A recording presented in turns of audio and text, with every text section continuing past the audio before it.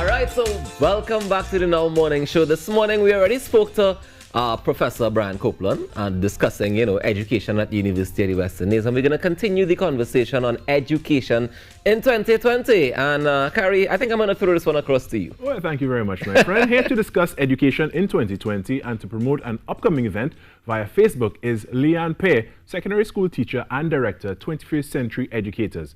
Welcome, Leanne. Good morning. Good morning, and thank you for having me. Thank you for being here. So tell us a little bit about 21st Century Educators. Could you repeat?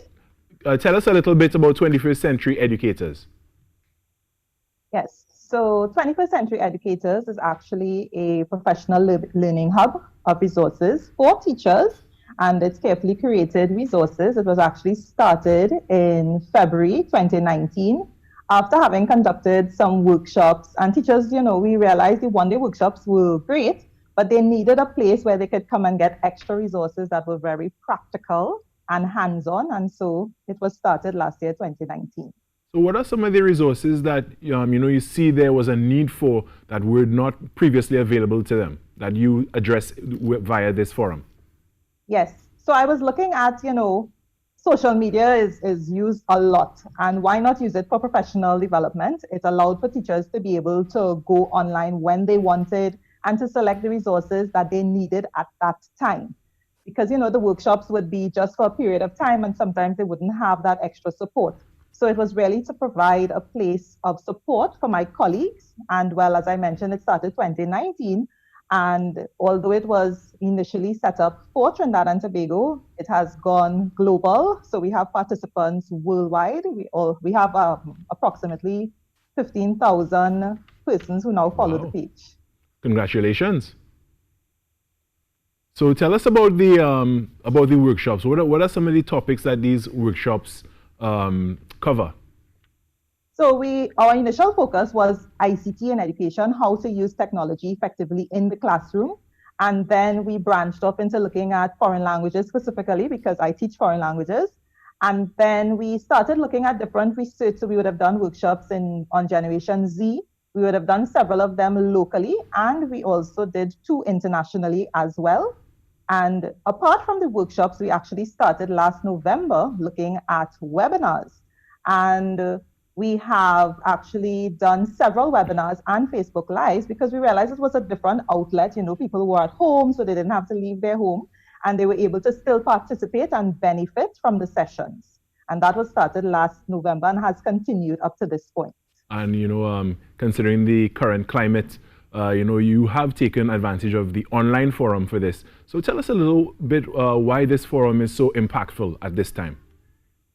Well, I think, as I mentioned, people are at home, they're in the comfort of their homes, and they can access it when they want. But particularly during this period, during COVID, what we discovered, we were able to reach our audience, we were able to reach our teachers, and our focus became primarily on remote learning and how to assist teachers during this time. So we actually created, along with Jadel Holder Remy, a remote learning plan for the Caribbean.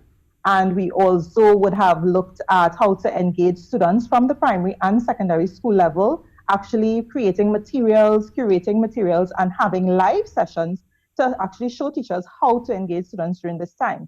So we realized that the online forum, and it also allowed us, it also allowed us to reach Caribbean persons as well. So having social media really was useful during this period to reach our educators. So having it done in this format, is it a format that can be used across the board for all types of educators, or is it limited to specific types of educators who are probably within the primary or secondary school system, or can it go further to even tertiary and beyond? Well, actually, our page has persons from preschool. We have primary school, secondary school, tertiary. We have curriculum officers, school supervisors. We even have parents who are homeschoolers. So it reaches a wide range of persons, and so we welcome anybody who is involved in education to participate. And how do educators and anyone interested become members first, and how do they benefit from the platform? Well, basically what we do, we look at themes that are relevant and needed, and we curate resources, we also focus on various things. So for example, during this period, although we primarily focus on ICT, we are looking at health and wellness for teachers. So we would have had things like stress management techniques. We would have had sessions where we focus on breathing exercises, and we would be also looking at nutrition, how to eat healthy without breaking your budget. That's a session that we have coming up. We also have someone doing fitness challenges. So even though you're not a teacher, you can still benefit from many of the sessions. I know of parents who come and use the resources for their children at home.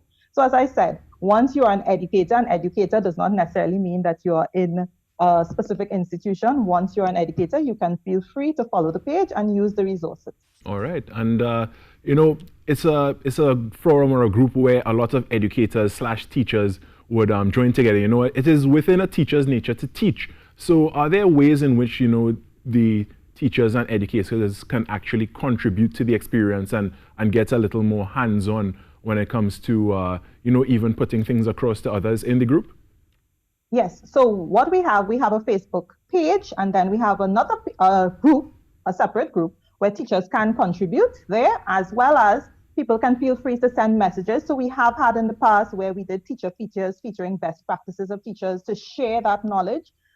Persons do share articles that they come across, or if they have created resources, they feel free to send it. We do love to showcase our local talent. Actually, we do have a local blogger, Vicky Sangasingh, who writes wonderful articles which are really relevant to our education system, and she has been doing a fantastic job. And we also have persons from Trinidad and Tobago who have done several of the webinars who are teachers, so it is based on their experience and not just the theoretical stuff, because we believe in being practical, relevant, and of course fun. And of course, I understand there's a partnership with the Caribbean Visionary Educators. Tell us about that. Yes. So 21st Century Educators has partnered with Caribbean Visionary Educators because we do believe that they're doing a really fantastic job. And so on July 30th at 5 p.m., we will be doing a Facebook Live where we focus on Education 2020 and beyond. And this is something that we do not want to miss because we have some really excellent panelists, stakeholders from various sectors, and it is something that is going to be a wonderful discussion to carry us forward during this time in terms of education. So that is July 30th, 5 p.m. So do people just go onto the Facebook page and they can then join the live stream, or is it something you have to register for beforehand?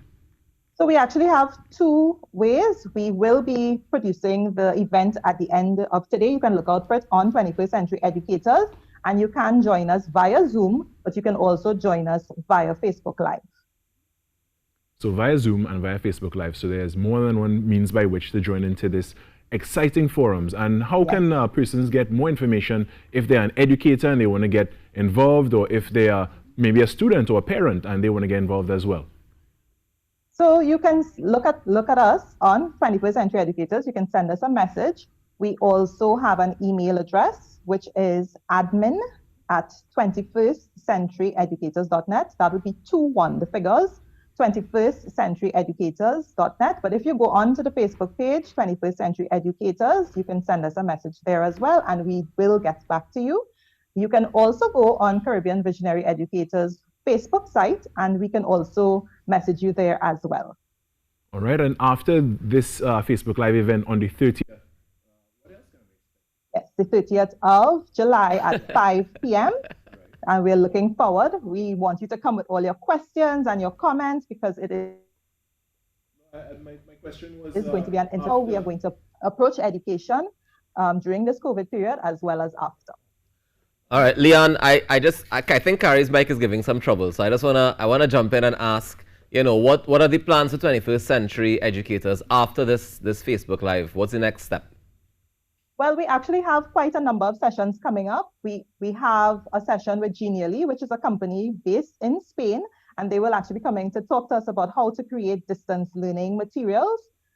As I mentioned, we have our nutritionist, Gabrielle Molino, coming to talk about healthy eating without breaking your budget. And basically what we do, we try to ask our educators, what do you need? And we then go try to source persons who can assist. So we do have plans to talk about how to manage finances, and we do have another session coming up with a psychologist talking again about stress management, because this period has been particularly stressful for teachers. So those are just some of the things that we are having coming up. All right, well, fantastic. Leanne, I want to thank you very much for joining us this morning. And all the best on the 30th of July at 5 p.m. Please log into the Facebook and register and all that good stuff. And Leanne and the team at 21st Century Educators are going to have all the information you need and so much more. So thank you very much for joining us this morning. Ms. Pear. Thank you very much for having me. All right. Bye.